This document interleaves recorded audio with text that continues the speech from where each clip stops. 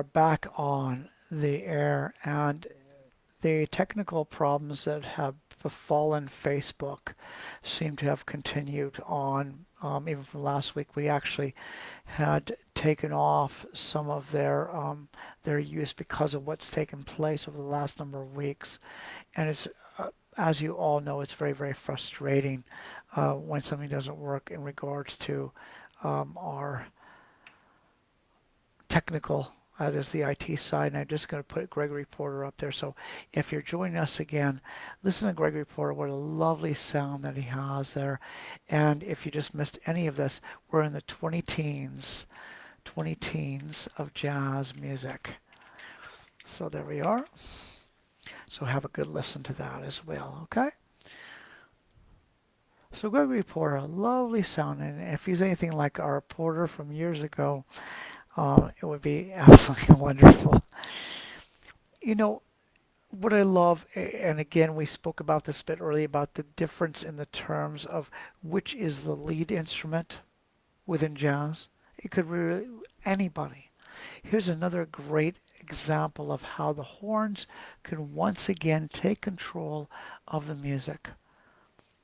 Piano sometimes leads, sometimes the drums lead, sometimes um, the celloist and the upright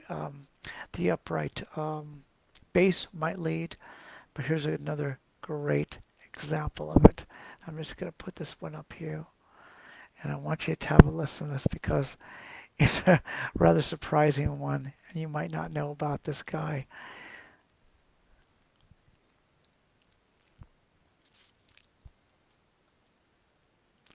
Now, what's interesting about this is if you're from home, if you're from Ireland, you'd think that the last place you're going to see jazz music of this type would be in the middle of a pub.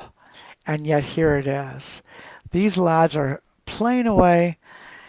They could be having Liverpool United behind them, and suddenly some jazz music shows up in the middle of your pub, and you're thinking, it's not possible, right? But it just demonstrates, and I hope it demonstrates to you that it doesn't matter where you are. We used to have this down in Dublin. There was a jazz type of music that used to come in to our place up in the south part, the upper south part of Dublin, and they would bring in all these instruments. I think they were horns too. And while we were playing all, of course, the old Irish music, they would come in with all their instruments and play jazz music, and it's absolutely wonderful to listen to. So if you want to listen to Kelly Lee Evans, she's a singer-songwriter. She's a part of this interview that's taken place. And I know it's a bit raw, but it's wonderful to hear all these horns, a flute in there. I'm looking at a clarinet. Somebody's got a trumpet, trombone in the midst of all this. And it's called the McLeod's, of course we call it McLeod's, Rex Hotel Orchestra in Juneau. And just where that came from, this Jude cast, was amazing. Amazing. And I'm looking at this. It looks like what they call the Toronto big band sound. So no matter where you go, doesn't matter what kind of context it is. You can be in the middle of a pub. You just been listening to Irish music a moment ago, and suddenly all these people walk in, and the next thing you know, you've got what's called the Toronto big band sound. Um, Jazz is amazing. It can change on a dime, so it can, and that's more of an Americanism. But in Ireland, we would understand that as well. So what else have we found out about the 2000 teens and the kind of music? I think really one of the things we've noticed about all the music is that every one of these genres have crossed over to others and have taken on their ideas. So no matter what you come and play with in our school, you might start with one, and then we could add a jazz sound, we can add in a country sound, we can add in all sorts of Irish or Scottish music, of course, behind it as well.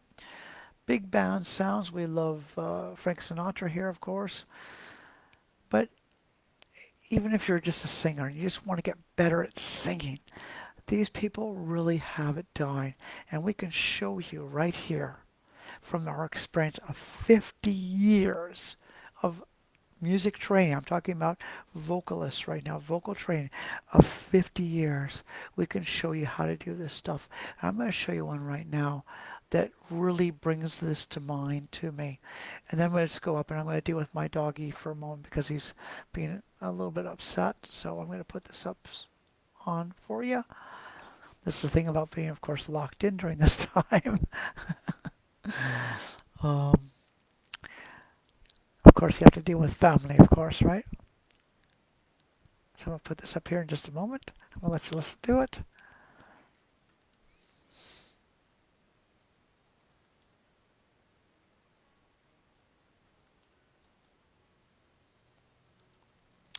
And you won't be surprised by this, but it takes us right back to the beginning days of jazz. Have a listen to this while I get this done. This comes from Maria Schneider's orchestra, the Thompson Fields of 2015. Great arrangers, composers, and of course for large ensembles of jazz people. I think people who can mix jazz music together and bring all these different instruments together need to have a listen. I'm just going to go upstairs really quickly, but I want you to have a listen to Maria Schneider's orchestra. Lovely, lovely.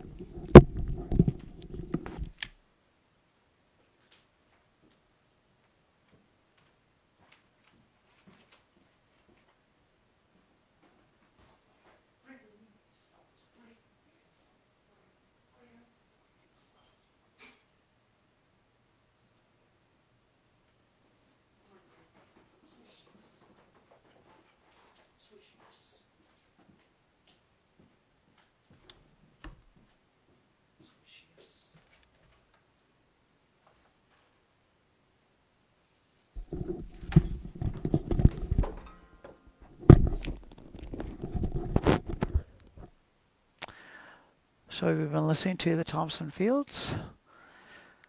Again, beautiful, very melodic, very soothing type jazz. And again, we see that it just goes in cycles where we have a really, front and center bands, front and center jazz, right in your face, type of 1950s. It can be brought right back to the 1930s and 1920s and 19 teens. And right again, we're back to where we were when we first started.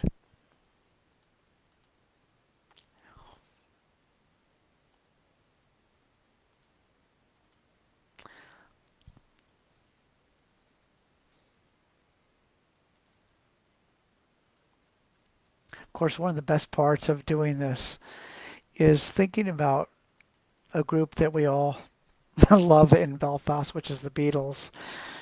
And I'm not going to put the Beatles on, but I'm going to put something on here that will remind you of that, especially around maybe the 1968, 69. And of course, the Beatles did use a black artist during that time. So have a listen to George Duke Trio, but I want to talk about 1969 for a moment because at that time, it wasn't pretty regular for rock and roll to have a crossover to jazz. But yet there was. And there was at the time when they built this song and when they built these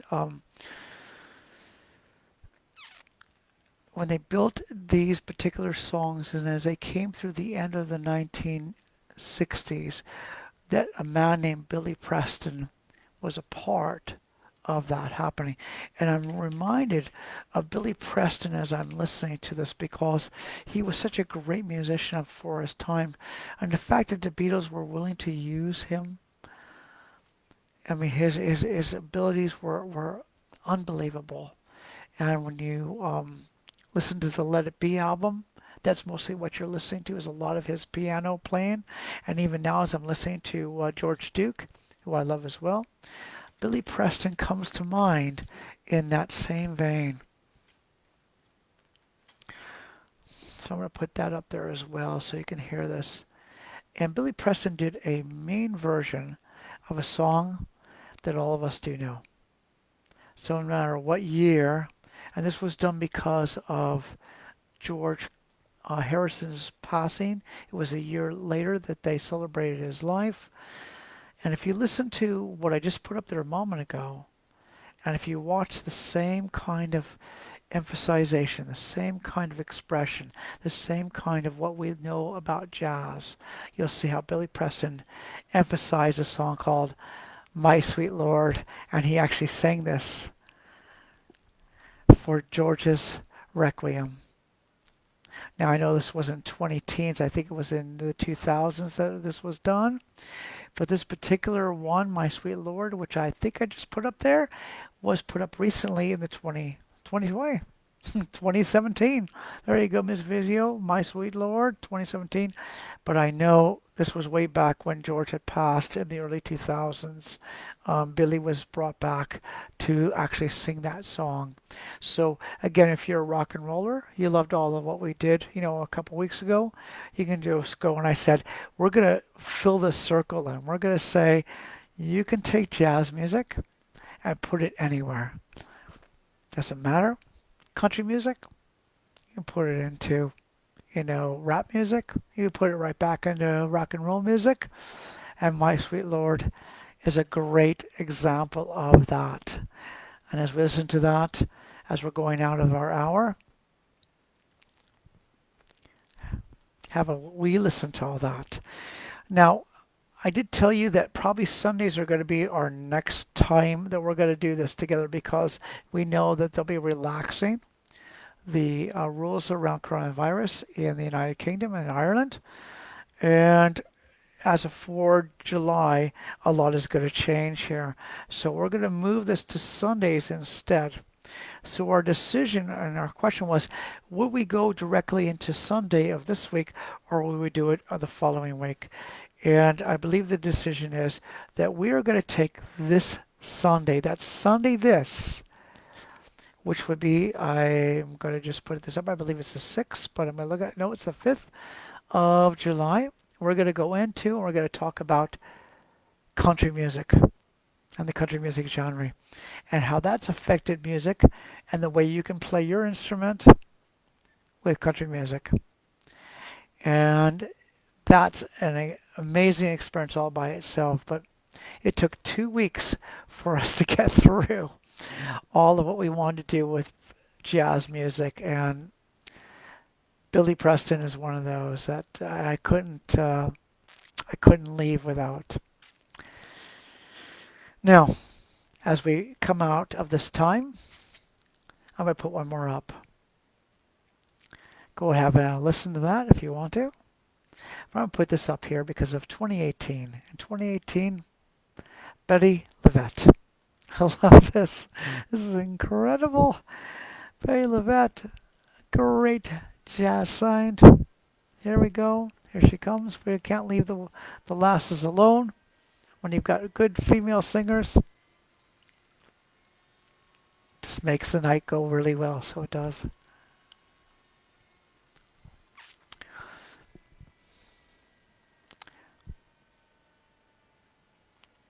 I'm sure she'll remind you of a few people that you might have heard along the years. But Betty LaVette is an incredible singer. Motown, 1960s, unbelievable. She did the Bob Dylan songbook. She's got a groove that is mostly funk, modern funk if you would call it. And it's a combination which is amazing. I say things have changed. And you can only think of like how Dylan keeps finding his way into each of these years we've been talking about. And then Betty LaVette brings it to life in front of us. So have a listen to that as well. Tell me what you think about this. Even if you weren't able to join in on the night that we're doing this, that's Wednesday night, that's tonight. Don't worry about it. We'll post all these up. Let us know how you think about it afterwards. Let us know what you thought about this kind of music. Tell us what you thought about jazz in general. Did you know about any of these people?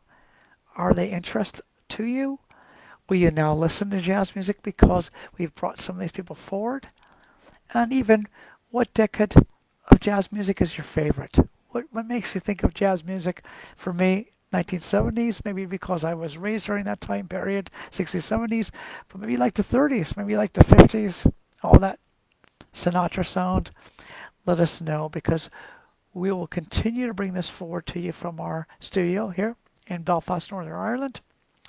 And of course, we welcome you to our school, Belfast Stream School of Music.